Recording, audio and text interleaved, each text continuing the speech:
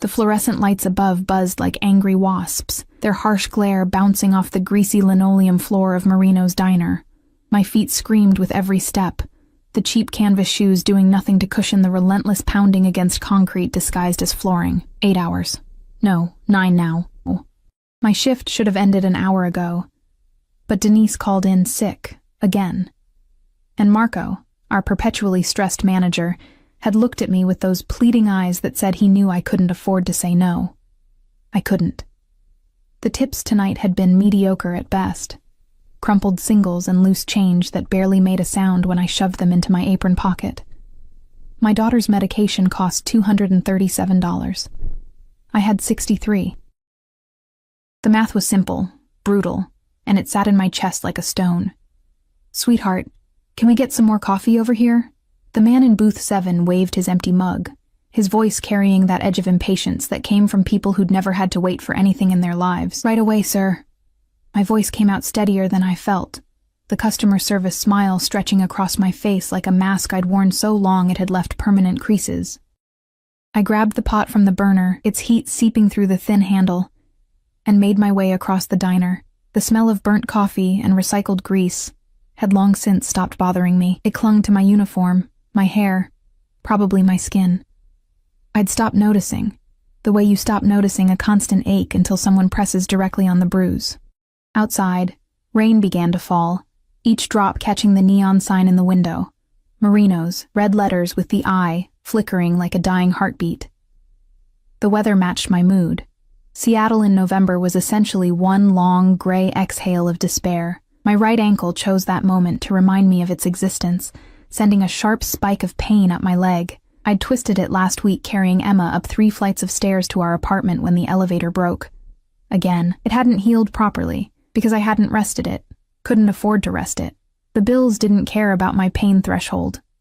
"You look dead on your feet, Ava." Marco appeared beside me, his perpetual frown deepening as he took in what must have been my pale, exhausted face. "You okay?" "I'm fine," I lied. Because what else could I say? That my body felt like it was held together with duct tape and sheer willpower? That every step made me want to cry? That I was one more crisis away from completely falling apart? He didn't look convinced, but he nodded anyway. Table 12 just sat down, VIP section. I glanced toward the back of the diner where we kept 3 booths reserved for what Marco called special clientele, the kind of people who tipped well enough to make the extra effort of keeping the area pristine worthwhile. My heart sank. The VIP section meant more walking, more standing, more smiling, but it also meant better tips. "I've got it." I straightened my spine, ignoring how it protested, and smoothed down my stained uniform.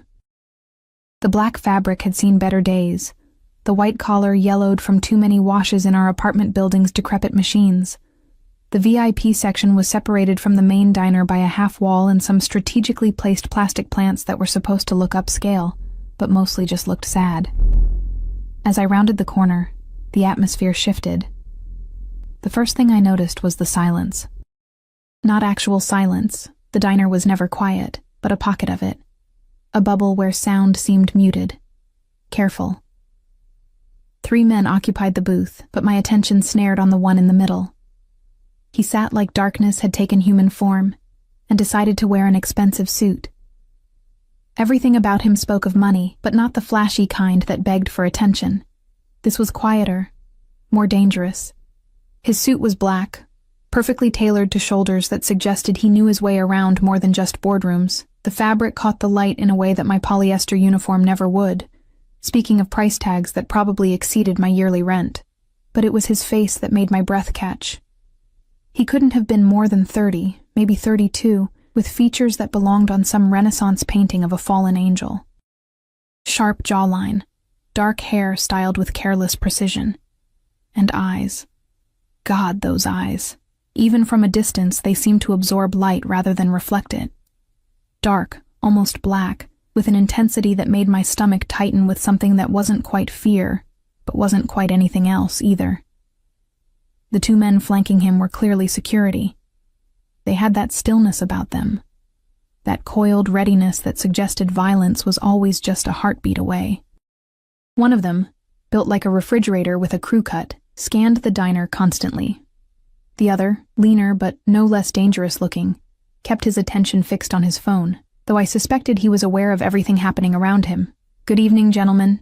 Can I start you off with something to drink?" My voice came out slightly breathless, and I hated myself for it. The man in the middle didn't look up immediately. He was reading something on his phone, his long fingers moving across the screen with practiced ease.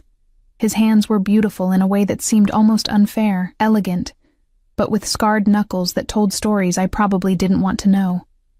When he finally lifted his gaze, the impact was physical. His eyes met mine, and for a moment, the diner, the pain in my feet, the endless weight of my exhaustion, all of it faded into background noise. Water. Still, not sparkling. No ice. His voice was deep, controlled, with an accent I couldn't quite place. Something European, maybe Italian, softened by years in America, but never quite erased. "Of course. And for you?" I turned to the others, grateful for an excuse to break that eye contact. They ordered. Coffee, black, nothing. And I scribbled it down on my pad, though my hand trembled slightly. I could feel his gaze on me, a tangible weight that made the hair on my arms stand up. "We'll need a few minutes with the menu," he said. And it wasn't a request. "Absolutely. I'll be right back with your drinks." I turned, desperate to escape that suffocating attention, and immediately regretted it. My ankle, pushed beyond its limits, decided it had endured enough. It buckled without warning, sending me lurching forward. My hands flew out instinctively, and I grabbed for the table. Not their table, thank God, but the empty one beside it, to catch myself. The water pitcher I'd been carrying for the table across the aisle crashed to the floor, exploding in a spectacular spray of glass and liquid that seemed to spread in slow motion, reaching across the tile like accusatory fingers. The sound in the quiet VIP section was deafening. "Oh God, I'm so sorry, I gasped, trying to right myself, but my ankle gave another sharp protest, and I stumbled again. Pain shot up my leg like lightning, white-hot and blinding. "Don't move." The command came from him, sharp and immediate, cutting through my panic. But I was already bending down, trying to pick up the larger pieces of glass with shaking hands, my vision blurring with tears of humiliation and pain. This was it. This was the moment Marco would fire me. I couldn't afford to be fired. Emma needed her medication. We needed to eat. The rent was already 2 weeks late. I said, "Don't move." The voice was closer now, right above me, and I froze. A hand appeared in my line of vision, that elegant, scarred hand, reaching down. Not for the glass, for me. "You're hurt." It wasn't a question. His voice had lost some of its sharp edge, replaced by something I couldn't identify. "When did you injure your ankle? How did he—" I looked up and found myself eye level with his perfectly polished shoes, Italian leather, probably worth more than everything in my apartment combined. Slowly, my gaze traveled up, past the sharp crease of his trousers, past the subtle gleam of his belt buckle, past the crisp white shirt and dark suit jacket, until I met those fathomless eyes again. He was standing now, having moved faster than I'd registered, and he was looking at me with an expression I couldn't read. Not disgust, not impatience. Something else entirely. Something that made my pulse skip in a way that had nothing to do with fear, and everything to do with a danger I didn't yet understand. "Last week," I heard myself answer, my voice barely above a whisper. "It's fine. Really, it's not fine." He cut me off, then turned his head slightly. "Dante." The refrigerator with a crew cut appeared beside him instantly. "Boss?" "Clear this. And find the manager." His eyes never left mine. "Tell him there's been an accident, but it's been handled. Generously. Boss." The word echoed in my head, settling into place with all its implications. "I can clean it up, really. I don't need—" I started, but he was already reaching down, and before I could process what was happening, his hand closed around my upper arm, not roughly, but with a firmness that suggested arguing would be pointless. "Can you stand?" he asked, and there was something in his tone now, something almost gentle. "No," That wasn't right. Gentle implied softness. This was control, carefully applied. Yes, but when I tried to put weight on my ankle, it screamed in protest, and I gasped, swaying. His other hand shot out, catching my waist, steadying me. The touch burned through the thin fabric of my uniform, his palm warm and solid against my side. He smelled like something expensive and dangerous, sandalwood and smoke, with an underlying note of gunmetal that shouldn't have been appealing but somehow was. No, you can't. He stated it as fact, then looked at Dante again. Call Dr. Marchetti. Tell him I need him at the palazzo, immediately. Wait, no, I don't need a doctor. I just need to... Panic was rising in my chest now, sharp and acidic. I couldn't afford a doctor. I definitely couldn't afford whatever doctor this man used. Please, I have to get back to work. You can't walk. He said it softly, almost kindly, but with the absolute certainty of someone used to being right. His hand was still on my waist, keeping me upright, and I realized with horror that without it, I would probably collapse. And you won't. Not on my watch. Please, I really can't afford... The words tumbled out before I could stop them, raw and desperate. Heat flooded my cheeks. Nothing like admitting your poverty to a man who probably spent more on his watch than I made in 6 months. His expression didn't change, but something flickered in those dark eyes. Recognition, maybe, or calculation. You misunderstand. His voice remained calm, measured. You're not paying for anything. You were injured while working. That makes it an occupational hazard, which means your employer is responsible. He paused, his gaze sharpening. Unless you'd prefer to file a workers' compensation claim, I'm certain the paperwork would be extensive. My mouth opened, then closed. Workers' comp meant reports, meant Marco getting in trouble, meant possibly losing the job anyway because suddenly I'd be a liability. The twisted logic of surviving at the bottom. You couldn't afford to protect yourself because protection came with consequences you couldn't afford either. He saw the understanding cross my face and nodded once, satisfied. That's what I thought. So we'll do this my way. Dante? Already called, boss. Doc will meet us in 20. Us. Meet us. Wait. I can't just leave. I looked around desperately for Marco, for any escape from whatever was happening. The other customers were staring now, their curious gazes adding another layer to my humiliation. My shift doesn't end for another hour, and I need... Your shift ended the moment you injured yourself further by continuing to work on a damaged ankle. He wasn't asking, wasn't negotiating, simply stating reality as he saw it, or rather, as he was making it. You'll come with me, see the doctor, and then we'll discuss your circumstances. Discuss my circumstances. The word sent ice down my spine. Marco appeared then, his face flushed, eyes darting between me and the man whose hand was still on my waist. Mr. Castellano, I'm so sorry for the disruption. We'll of course comp your entire... That won't be necessary. Castellano. The name clicked into place with the force of recognition I'd been avoiding. Castellano. As in the Castellano family. As in the rumors, the whispered stories, the news reports that never quite stuck because witnesses never quite testified. However, your employee requires medical attention. I'm ensuring she receives it. It wasn't a discussion. It was a statement of intent, delivered with the casual authority of someone who'd never been told no, and wouldn't recognize it if he heard it. Of course, whatever she needs. Marco was practically bowing, which would have been funny if I wasn't currently being held upright by what was very likely a mafia boss. Ava, take whatever time you need. Your job will be here. Her job will be evaluated once she's recovered. Castellano's words were silk over steel. If the working conditions here contributed to her injury, adjustments will need to be made. The threat hung in the air, unspoken, but unmistakable. Marco went even paler. Now, if you'll excuse us. Castellano shifted, and before I could protest, his arm moved from my waist to behind my knees. He lifted me as if I weighed nothing, cradling me against his chest with the kind of ease that spoke of strength carefully controlled. Put me down. The words came out as a strangled whisper. Every eye in the diner was on us now. My humiliation was complete. Please, I can walk. I just need... You can't walk.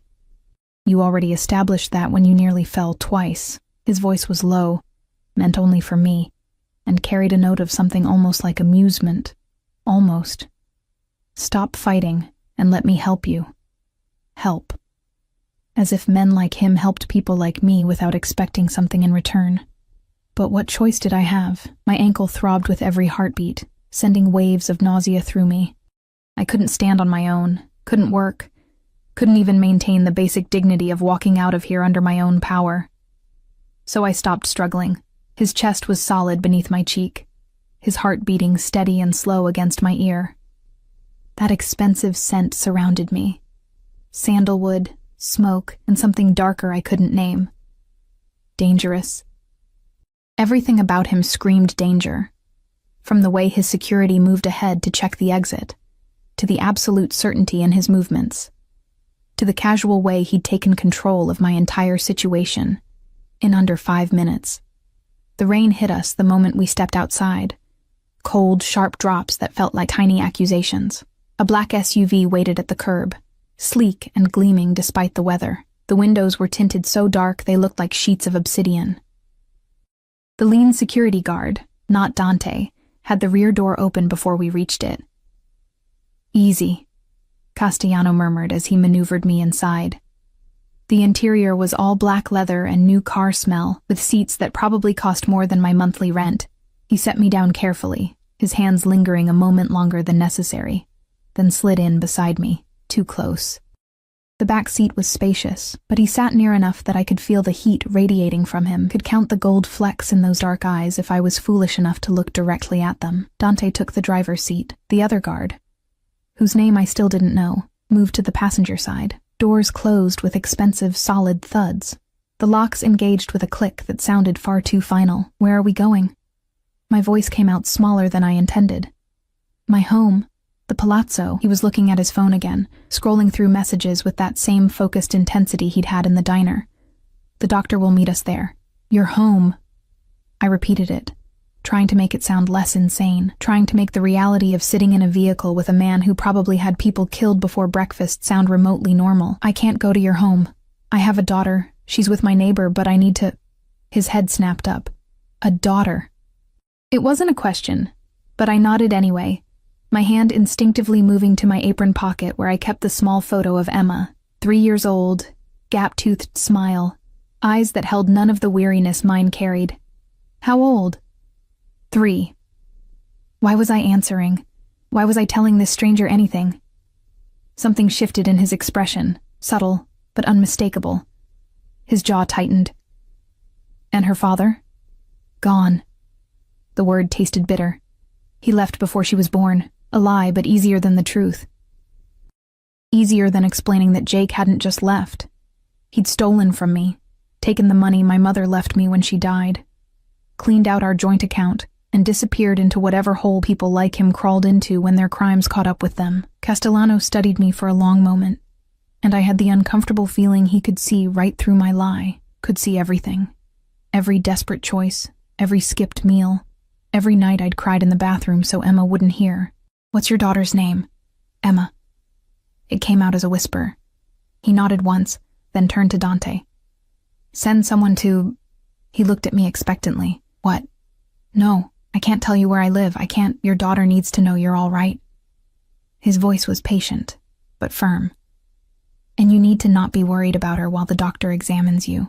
So you'll tell Dante your address, and he'll send someone to inform your neighbor that you've been delayed but are safe. Unless you'd prefer your 3-year-old to spend the evening wondering where her mother is. The manipulation was so smooth I almost didn't catch it. Almost. But he was right, damn him. Mrs. Chen would be worried. Emma would be worried. And I had no phone. It had died hours ago, and the charger was broken. No way to contact them. I gave Dante the address, hating myself with every word. Make sure Chen, that's the neighbor, knows she'll be compensated for her time. Castellano added, still looking at his phone. Generously. I can't pay you back for any of this. The words burst out, sharp with frustration.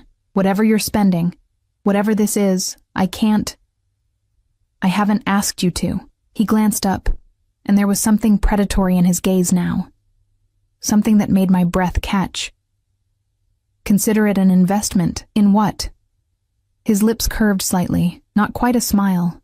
Something more dangerous. That remains to be seen. The vehicle glided through Seattle's wet streets, moving with a smoothness that spoke of superior suspension and a price tag I didn't want to contemplate. Rain streaked the windows, turning the city lights into watercolor blurs. We left downtown behind, heading toward the hills where houses became estates, and estates became fortresses. How long have you worked at Marino's? The question came casually, but I was learning nothing this man said was truly casual. 6 months. Since Jake left. Since I'd lost the apartment we could almost afford and moved into the one we definitely couldn't. Since everything fell apart. And before that, I was a student, nursing school. Another life. Another version of myself who thought planning for the future meant something. His eyebrow rose slightly. What happened? Life happened. I kept my voice flat. Babies are expensive, so is rent. Nursing school became a luxury I couldn't afford. He absorbed this information with a slight nod, then returned to his phone. The silence stretched, broken only by the whisper of tires on wet pavement and the occasional murmur as Dante spoke into his earpiece. The palazzo, when we reached it, wasn't what I expected. Not that I'd known what to expect from a mafia boss's home, but the understated elegance caught me off guard. It sat behind high walls and iron gates that opened smoothly at our approach. The building itself was modern, all clean lines and dark glass, but with classical touches, pillars, archways, that suggested old money trying to reconcile with new power. Dante pulled into an underground garage that held more vehicles than some dealerships, each one sleek, dark, expensive. The SUV's engine died, and suddenly the silence felt oppressive. "Can you walk if I support you?" Castellano asked. "I can try." That's not what I asked. I met his gaze, frustrated. No, probably not. He nodded, seemingly satisfied by the honest answer, and exited the vehicle. My door opened a moment later, and once again I found myself being lifted as if I were made of air. This time, I didn't protest. My ankle was throbbing with a vengeance now, each pulse sending nausea rolling through my stomach. The elevator was mirrored, forcing me to confront my reflection. I looked exactly as terrible as I felt. Hair escaping its ponytail, uniform stained and wrinkled, face pale except for 2 spots of feverish color on my cheeks. Next to Castellano's dark, composed elegance, I looked like something the cat dragged in and then thought better of. Stop. His voice cut through my self-assessment. Stop what? Looking at yourself like that, like you're less than. The observation was so unexpected, so strangely intimate, that I didn't have a response. The elevator doors opened before I needed one. His apartment, no, penthouse, occupied the entire top floor. The doors opened directly into a space that was all dark wood, leather, and the kind of minimalist design that only looked simple because everything cost a fortune. Floor-to-ceiling windows offered a view of Seattle's skyline glittering through the rain, the city I'd lived in my entire life, looking suddenly foreign and beautiful from this height. He carried me through the open living area and down a hallway, finally setting me down on a leather sofa in what appeared to be a private study. Built-in bookshelves lined with actual books, a massive desk with multiple monitors, and a bar cart that held bottles worth more than my security deposit. "The doctor will be here shortly." He stepped back, and I immediately felt the absence of his warmth, which was ridiculous. "You'll stay until he's examined you and provided treatment. No arguments." And then? I hated how small my voice sounded. He studied me for a long moment, and I had the sense of being catalogued, evaluated, assessed for value in some equation I couldn't begin to understand. "And then," he said softly, dangerously, "we negotiate." The doctor arrived within 15 minutes, a silver-haired man with kind eyes and hands that moved with practiced efficiency. Dr. Marchetti, Castellano had called him. He examined my ankle with gentle precision, while I sat rigid on the leather sofa, hyper-aware of Castellano watching from his position near the window. "Severe sprain, possibly a minor fracture," Dr. Marchetti announced in accented English, his touch careful as he wrapped my ankle in a temporary brace. "You'll need an X-ray to be certain. But regardless, you've been walking on this for too long. The swelling is significant." Can she walk? Castellano's question cut through the clinical assessment. Not for at least a week, possibly 2. She needs rest, ice, elevation. Crutches at minimum. The doctor looked at me with something like reproach. You should have seen someone immediately when this happened. Should have. The words of people who'd never had to choose between a doctor's visit and groceries. I'll arrange for the x-ray tomorrow. Castellano's tone made it clear this wasn't negotiable. What else does she need? They discussed me as if I wasn't there. Medications, treatment protocols, follow-up appointments. I watched the rain streak the windows and tried to calculate how much worse this situation could get. I was in a mafia boss's penthouse, unable to walk, completely dependent on his generosity that would come with a price. Everything did. Rest is the most critical factor, Dr. Marchetti was saying as he packed his supplies. Keep weight off it entirely for the next 48 hours, then minimal weight-bearing with support. Ice every few hours. And, he looked at me directly now, actually rest. That means not working. Not working meant no money. No money meant no medication for Emma. No rent, no food. The panic must have shown on my face because Castellano's expression shifted. Something almost like understanding flickering across those severe features. That's been handled, he said simply. Dr. Marchetti left with a respectful nod that spoke of long acquaintance, and then it was just the 2 of us in the quiet study. Rain drummed against the windows. Seattle sprawled below, oblivious to whatever negotiation was about to unfold in this expensive room. You said we'd negotiate. I broke the silence, needing to control something, anything, even if it was just getting the bad news over with. So, negotiate. What do you want? He moved from the window, crossing the space between us with predatory grace. He didn't sit. Instead, he leaned against the edge of his desk, arms crossed, studying me with that unreadable intensity. Tell me about your daughter's father. Not what I'd expected. The truth this time. My hands twisted in my lap. I told you. You lied. No accusation in his tone, just certainty.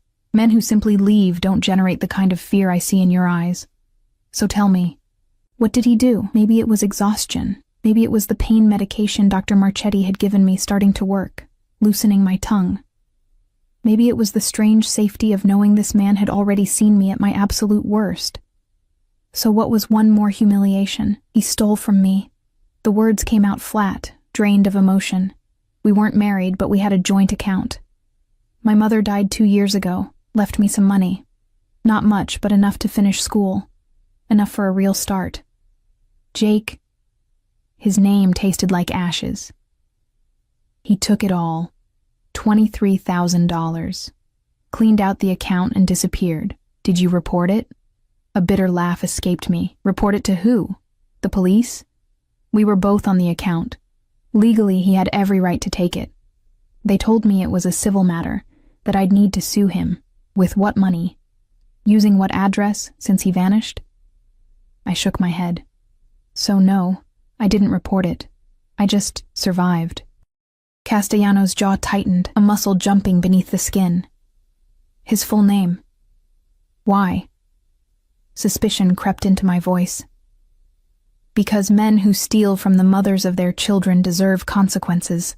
He said it so calmly, so matter-of-factly, that it took a moment for the implication to sink in. No. The word came out sharper than I intended. No, I don't want... Whatever you're thinking, I don't want that. I just want to forget he existed. Does your daughter ask about him? The question hit like a physical blow. She's 3. She doesn't understand yet. But she will. He pushed off the desk, moving closer. Not threatening, exactly, but intense. She'll ask why her father left, why he didn't love her enough to stay, and you'll have to find answers that don't break her heart. How did he know? How could he possibly understand that fear, that someday Emma would look at me with those innocent eyes and ask the questions I had no good answers for? That's my problem to solve, I managed. Perhaps. He crouched in front of me, bringing us eye level. This close, I could see the faint scar along his jaw, the slight crook in his nose that suggested it had been broken at least once, or Perhaps I'm offering you a different solution. What kind of solution? My heart was racing now, and I couldn't tell if it was fear or something more dangerous. You need money. You need stability. You need to provide for your daughter without destroying yourself in the process. He ticked off each point with methodical precision. I can give you all of that. In exchange for what? Because there was always an exchange. Always a price. His lips curved slightly. Your company. I blinked. My company? I find you interesting, Ava. The way he said my name, slow and deliberate, made my skin prickle. You're educated, resilient, and you clearly care more about your daughter than your own well-being. These are admirable qualities, rare ones. You don't know anything about me. I know you continued working on a severely sprained ankle because you needed the money. I know you tried to clean up broken glass while in obvious pain because you were terrified of losing your job. I know you're afraid of accepting help because you've learned that help always comes with strings. His gaze held mine, dark and fathomless. Am I wrong? No. He wasn't wrong. And that scared me more than anything else. What do you actually want? I pressed. Be specific. Dinners, conversations, your presence at certain events where appearing domestic would be advantageous. He straightened, towering over me again. You'll live here, you and your daughter. You'll have your own rooms, your privacy. In exchange, you'll be available when I need you to be. You want me to be what exactly? A mistress? A companion. He cut me off, voice sharp. Nothing you don't consent to. I'm not interested in coercion. Just manipulation? The words slipped out before I could stop them. Surprisingly, he smiled, a real smile this time, brief but genuine. You're braver than you think. Most people don't challenge me. Most people aren't desperate enough to be stupid. It's not stupid to recognize an opportunity. He moved to the bar cart, pouring amber liquid into a crystal glass.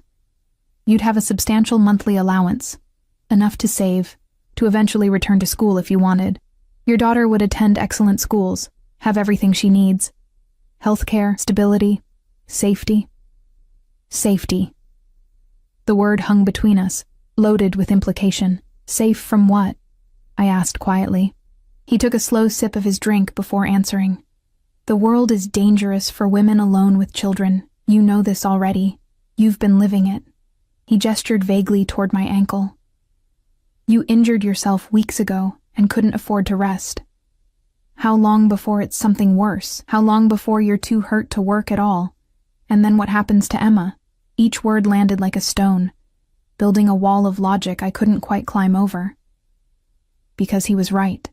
I was one serious injury, one major illness, one broken-down car away from complete disaster. We lived on the knife's edge, and every day was just hoping we wouldn't slip. This is insane, I whispered. Perhaps. He set down his glass.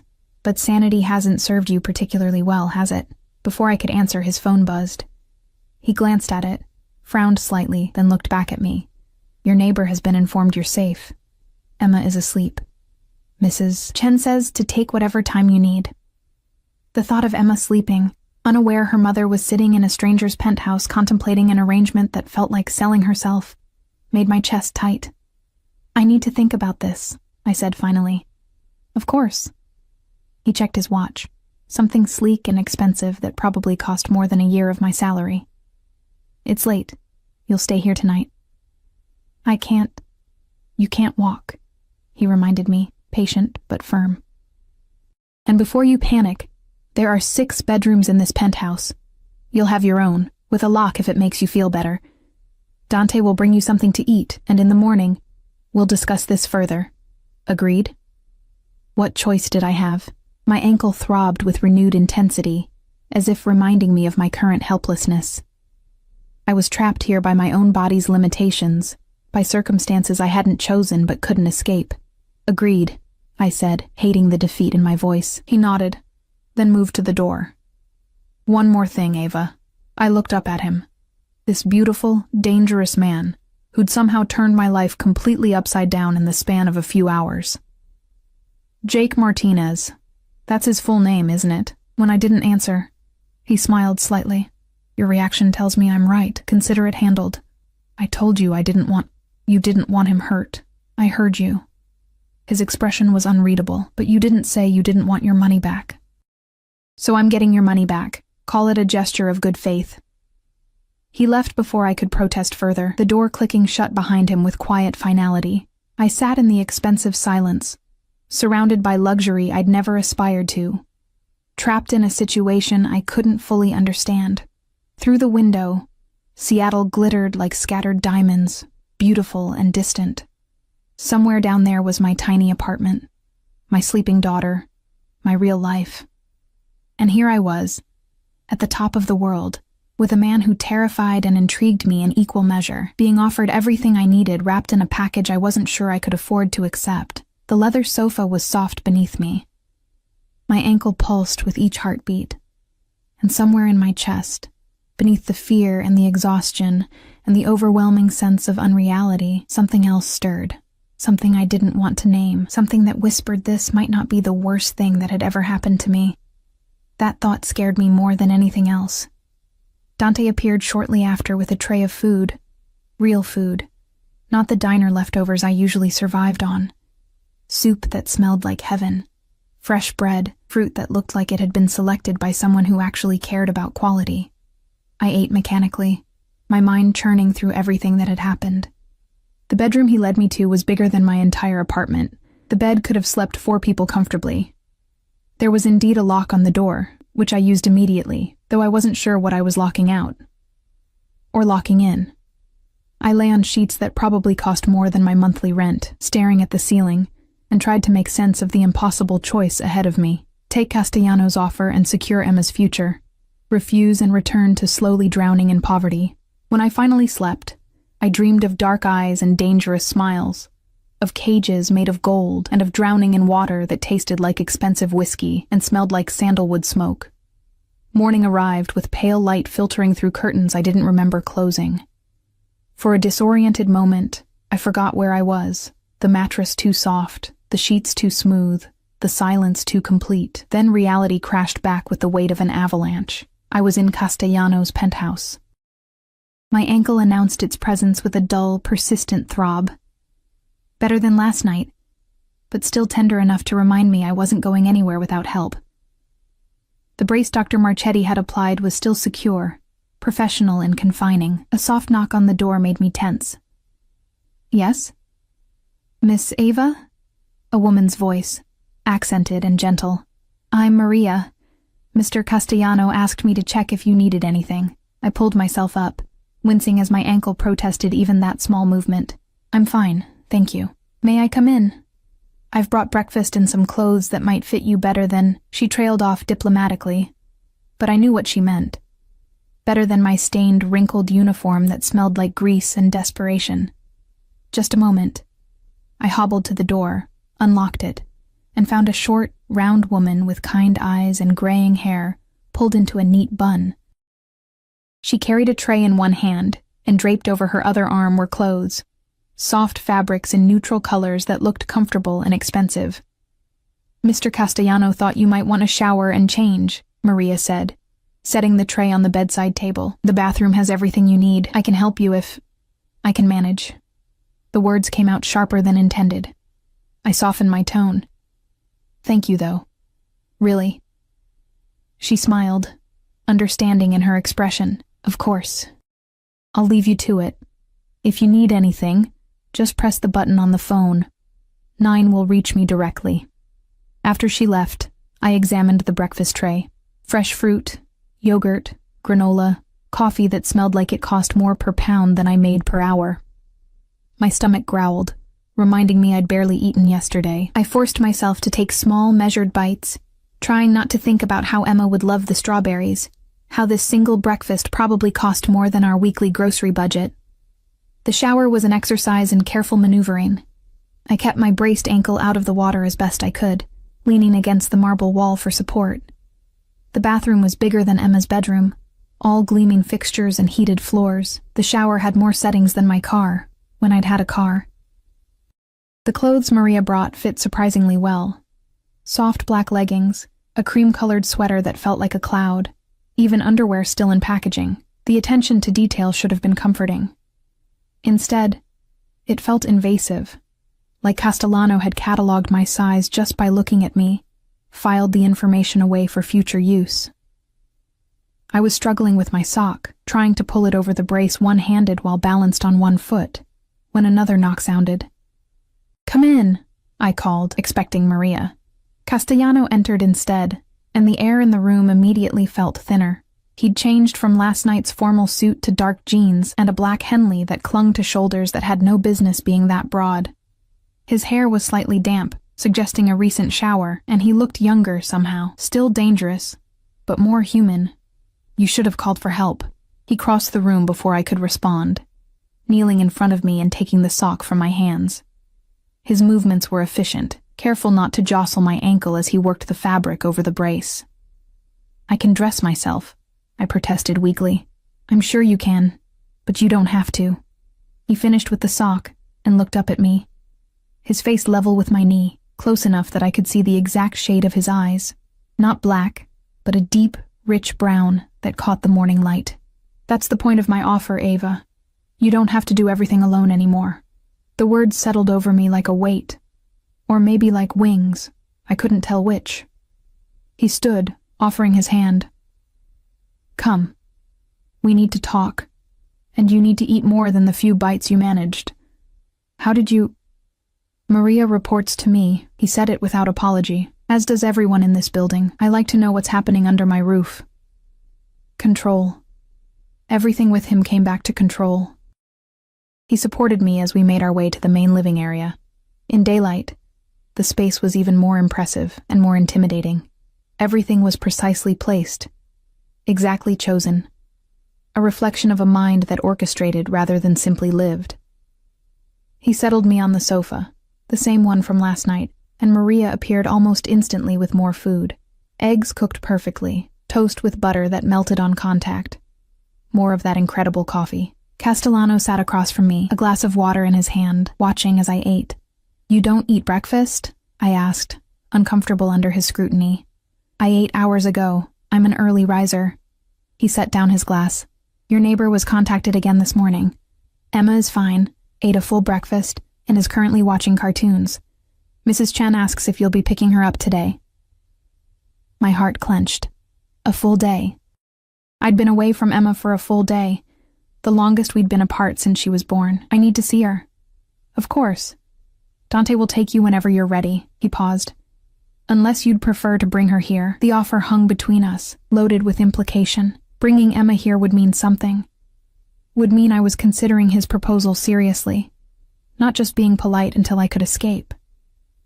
"I need to talk to you first," I said carefully. "About your offer." "I'm listening."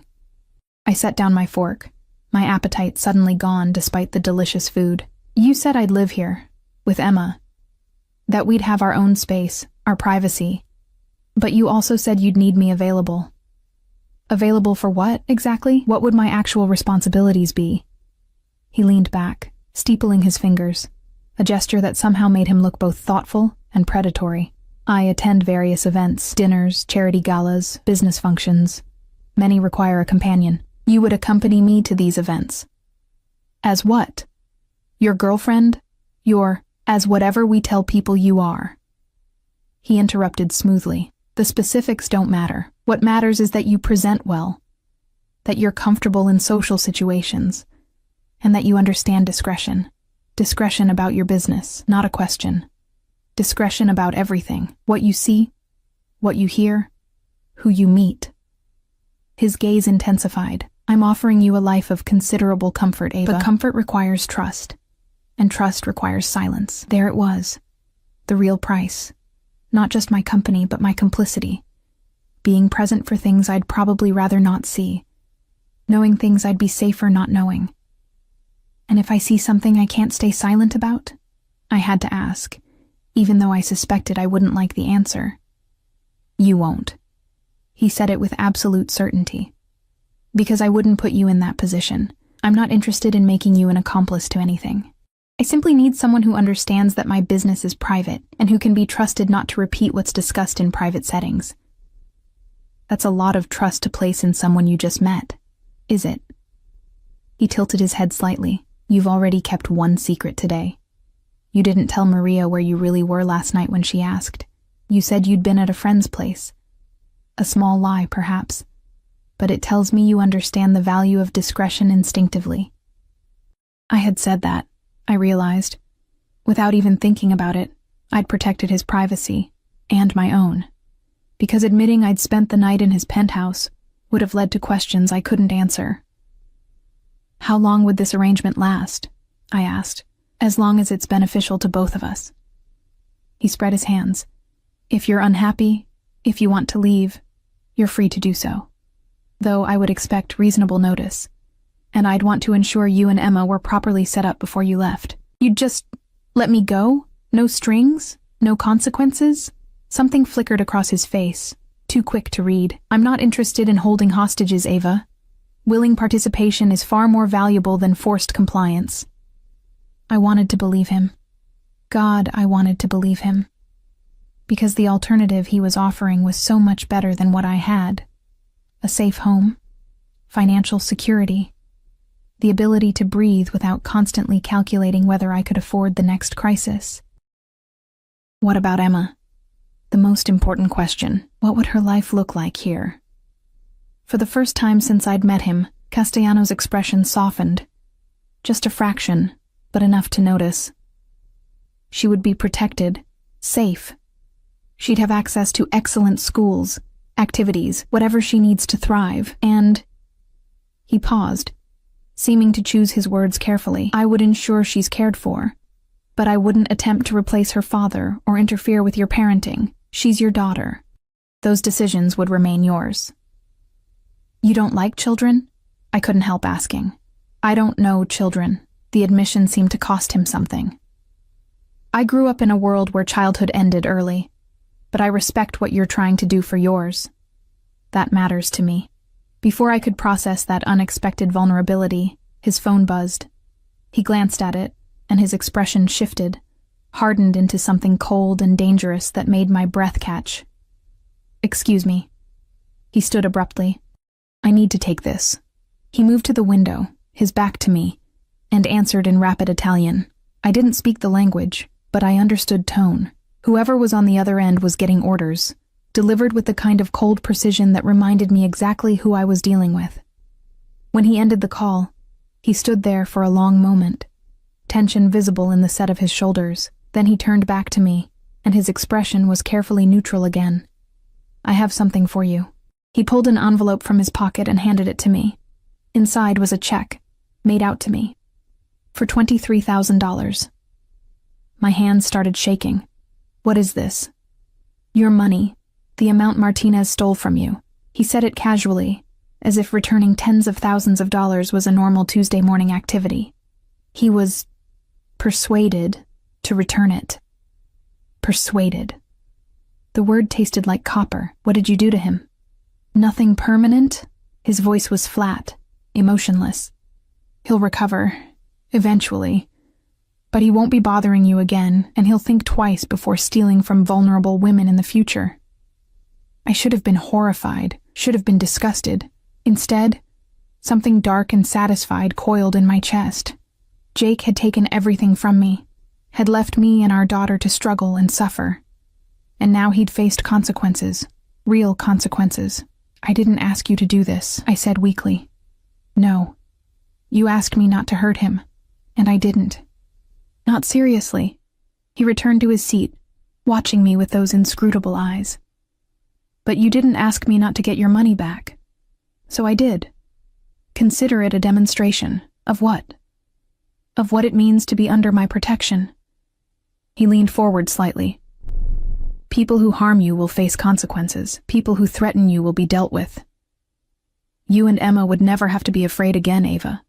Not of eviction. Not of hunger.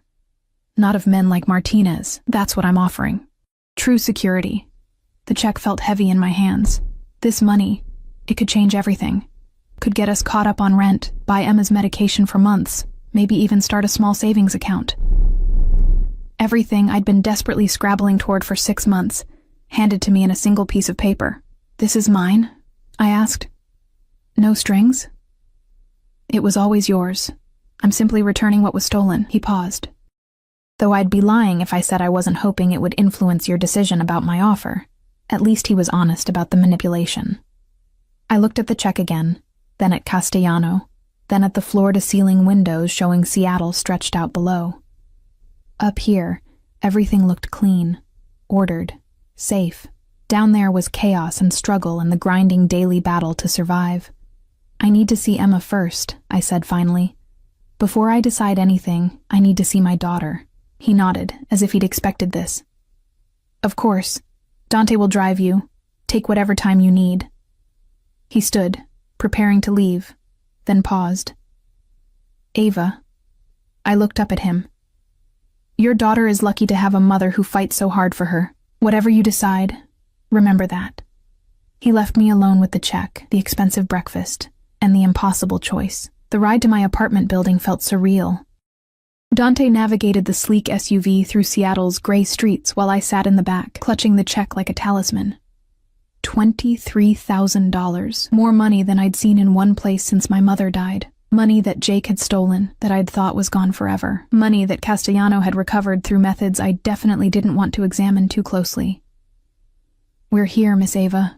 Dante's voice was respectful but firm. He'd barely spoken during the drive, but I'd felt his constant awareness. The way he checked mirrors, scanned intersections, protection detail, I realized. Even something as simple as driving me home was a tactical operation for him. My building looked even more depressing than usual.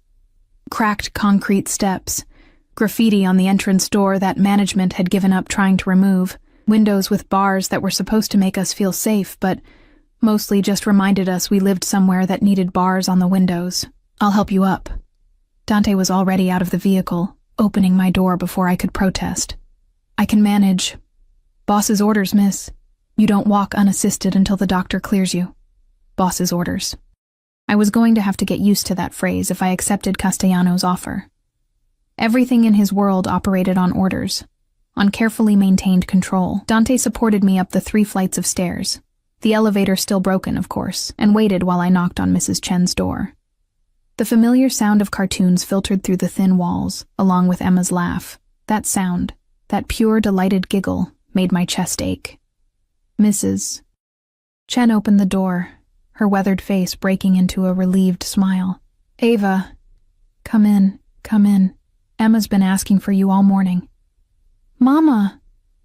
Emma launched herself at me, and I barely had time to brace before her small body collided with my legs. Pain shot through my ankle, but I didn't care. I crouched, awkwardly, carefully, and pulled her into my arms, breathing in the familiar scent of her strawberry shampoo and the indefinable smell that was just Emma. "Hi, baby girl." My voice cracked. "I missed you so much. Where were you?" She pulled back, her green eyes, Jake's eyes, unfortunately, searching my face with that uncanny perception 3-year-olds sometimes have. "Mrs. Chen said you got hurt." "I twisted my ankle at work, sweetheart, but I'm okay now." I smoothed her dark hair, so like my own. "Did you have fun with Mrs. Chen?" "We made cookies." She pointed to the kitchen, where I could see evidence of enthusiastic baking, flour everywhere, dishes piled in the sink. "And we watched Frozen, and I slept in the big bed," and she suddenly noticed Dante standing in the doorway, and her enthusiasm dimmed to uncertainty. "Who's that?" "That's Dante. He's a friend. He helped Mama get home." Dante, to my surprise, crouched to Emma's level, his hard features softening slightly. "Hello, Emma. Your mama tells me you like cartoons." Emma nodded shyly, half hiding behind my leg. "My niece loves cartoons too, especially the ones with princesses." He glanced at me, then back to Emma.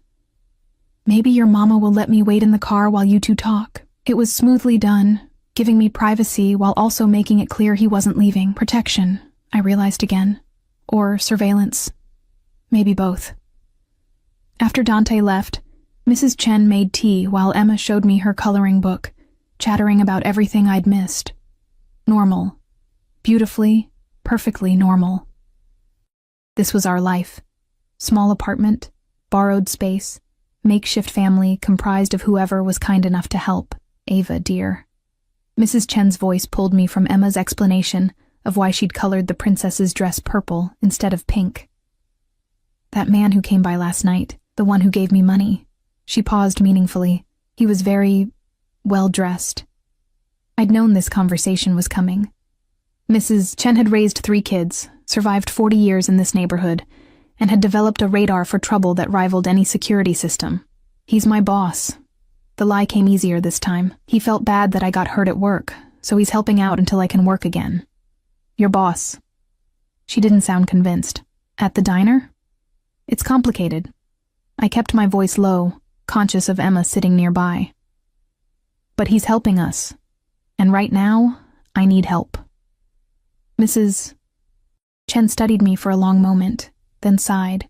Just be careful, dear. Men like that. Men with money and power. They don't help people for free, I know. The words tasted bitter because they were true. But sometimes you take the help anyway, because the alternative is worse. She squeezed my hand, understanding in her tired eyes. She'd made her own difficult choices over the years. We all did, those of us living at the bottom, constantly calculating which risks were worth taking. After an hour of playing with Emma, reality began reasserting itself. Our apartment was across the hall, closer, but still requiring me to walk. And when I opened the door, the familiar space hit differently. The sagging couch I'd bought third-hand, the tiny kitchen with appliances that worked most of the time, Emma's corner, carefully organized despite the cramped space, with her small bed and milk crates serving as shelves for her few toys. This was home. This was safety, in its own way. Known quantities, familiar struggles, but it was also slowly killing me. I saw it now with fresh eyes. The water stain on the ceiling that suggested plumbing issues in the unit above, the draft from windows that didn't quite seal, the thin walls that transmitted every argument from neighbors on both sides. This was what I'd been killing myself to maintain. This was what I'd destroyed my ankle protecting. Mama, can we have grilled cheese? Emma tugged on my sweater, oblivious to my crisis of perspective. Of course, baby. I hobbled to the kitchen, leaning heavily on counters for support. The refrigerator held some cheese, probably expired, bread that was getting stale, and not much else. I'd planned to grocery shop yesterday before everything had changed. My phone, which I'd retrieved from the apartment and finally charged, buzzed an unknown number. How is your ankle? The text was brief, formal. But I knew who it was from. Fine. With Emma now. The response came immediately. Good. Take your time. Dante will wait as long as necessary. I stared at the message, then at Emma sitting at our tiny table, swinging her legs and humming to herself, happy, innocent, unaware that her mother was contemplating upending both their lives. The check was in my pocket. I could cash it, use it to catch up on everything, maybe even find a slightly better apartment. Go back to the diner, back to the grind, back to barely surviving, or I could accept Castellano's offer. Security, comfort, protection. All the things I desperately wanted for Emma. All the things I couldn't provide alone, but at what cost? I made the grilled cheese, cut it into triangles the way Emma liked, and watched her eat. She had a smear of cheese on her cheek, her hair was tangled from playing, and she was perfect. Absolutely perfect, and she deserved so much more than I could give her. That realization settled over me like a heavy coat. My phone buzzed again. Not Castellano this time, but Marco from the diner. Need to know if you're coming back. Got bills to pay. Can't hold position indefinitely. Of course he couldn't. I was replaceable. We all were. Those of us at the bottom. One injury, one crisis, and you were out. Someone else would take your place before your spot at the time clock was even cold. I thought about going back. About the endless shifts, the aching feet, the tips that never quite added up. About slowly destroying my body for wages that would never be enough. About Emma growing up watching her mother disappear piece by piece into exhaustion and desperation. Then I thought about Castellano's penthouse, about Maria's kindness, Dr. Marchetti's gentle efficiency, the implicit promise of a life where I wouldn't have to choose between my health and my rent. Where Emma could have music lessons and good schools and a childhood that didn't taste like desperation. I picked up my phone and typed carefully. I need to talk to you. Can Dante bring us back? The response was immediate. Of course. Whenever you're ready. I looked at Emma, my beautiful girl, and made my choice. Maybe it was the wrong one. Maybe I'd regret it. But it was mine to make, and I was making it for her. Emma, baby, how would you feel about going to see a new place? She looked up, cheese still on her cheek. Like an adventure? Yeah, sweetheart. Like an adventure. An hour later, we were back in the SUV. I'd packed a bag, just essentials, because I still wasn't sure this was permanent, still wasn't ready to commit completely. Emma sat beside me in a car seat that definitely hadn't been there earlier, secured with the kind of efficiency that suggested Dante had done this before. Nice car, Emma announced, touching the leather seats with wonder. It smells like new shoes. Despite everything, I smiled. Trust a 3-year-old to sum up luxury as smelling like new shoes. The palazzo looked different in afternoon light. Less intimidating, maybe. Or perhaps I was just getting used to the idea of it. Dante helped me from the car, then turned to Emma with unexpected gentleness. Want to see something cool? Emma nodded eagerly, and he pressed a button on his key fob. The SUV's lights flashed in a complex pattern that made Emma gasp with delight. Again, she demanded, and Dante obliged, his stern face almost smiling. The elevator ride up was quiet except for Emma's chatter about the buttons, the mirrors, how high we were going. She wasn't scared, wasn't nervous, just excited, seeing this all as the adventure I'd promised. If only I shared her confidence. Castellano was waiting when the doors opened. He'd changed again, back to a suit, dark and perfectly fitted, but his attention went immediately to Emma, and something in his expression shifted, softened, just slightly. You must be Emma. He crouched down, same as Dante had, bringing himself to her level. I'm Luca. Are you Mama's friend? Emma asked with the blunt honesty of children. I am. He glanced at me briefly, something unreadable in his dark eyes. And I'm very happy to meet you. Do you have toys? Trust Emma to cut straight to what mattered. I don't. He said it seriously, like this was an important admission. But we could get some if you'd like. What's your favorite? Dinosaurs, Emma announced proudly. The big ones with long necks. Brachiosaurus, Castellano Luca said with a small smile. Excellent choice. He stood then, offering me his hand. I took it, let him help me up, and tried to ignore how his touch sent sparks along my skin. Maria has prepared rooms for you both, he said quietly. Connected, so Emma will be close. I thought you'd prefer that. Thank you. The words felt inadequate. He led us down a hallway I hadn't seen before, to a suite that took my breath away. The main room was decorated in soft neutrals, with a large bed, sitting area, and windows that offered the same stunning city view. But it was the connecting room that made my throat tight. A child's bedroom, already furnished. Not pink or purple or any of the princess cliches. Instead, it was done in soft greens and blues, with cloud-painted walls and a bed shaped like a reading nook.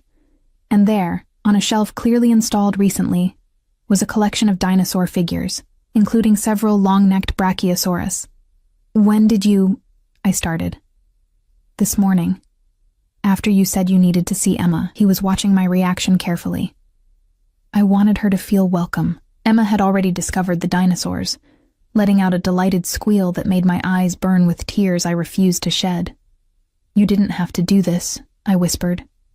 Yes, I did. He turned to face me fully.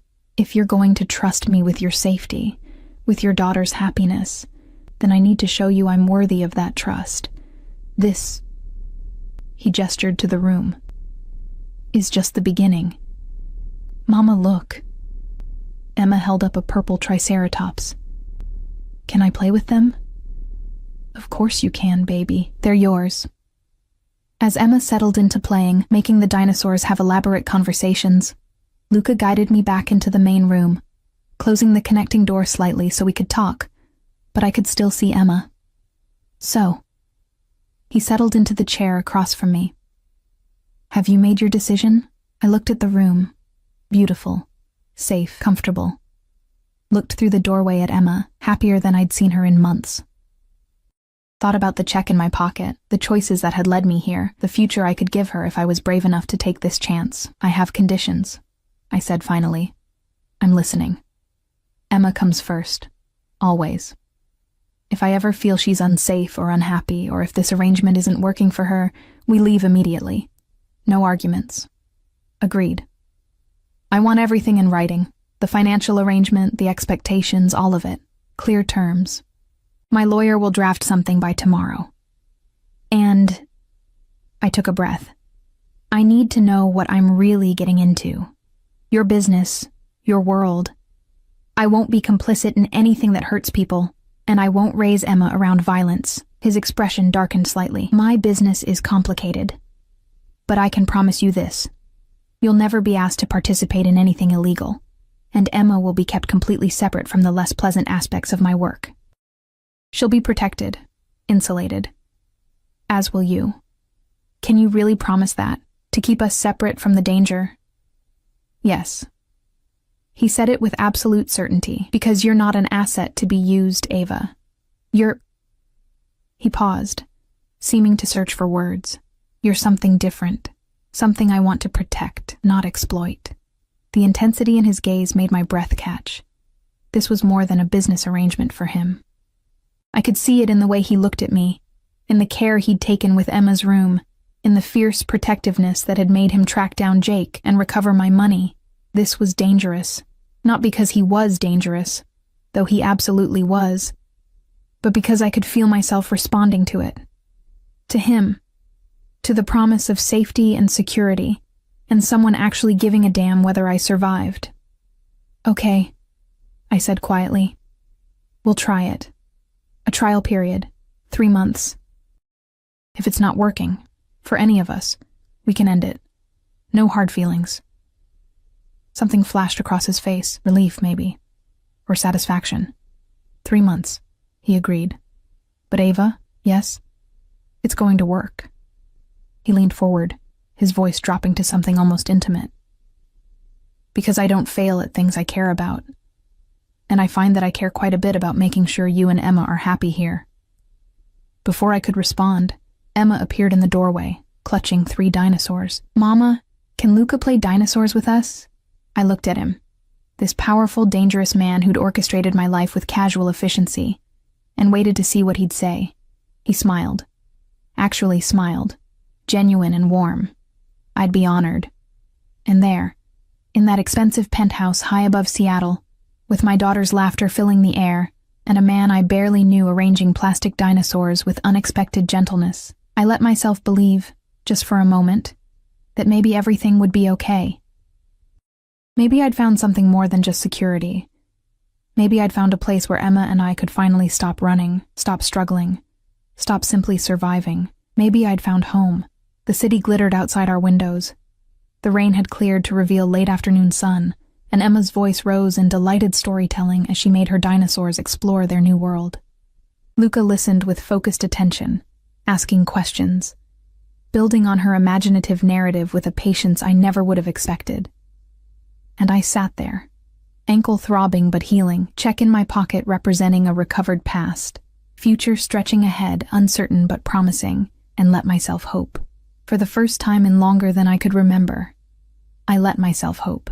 Whatever this arrangement became, whatever complicated tangle of protection and need and growing attraction it involved, it was ours now. Mine and Emma's, and somehow Luca's too. The choice was made. The adventure was beginning. And maybe, just maybe, we'd all find what we were looking for.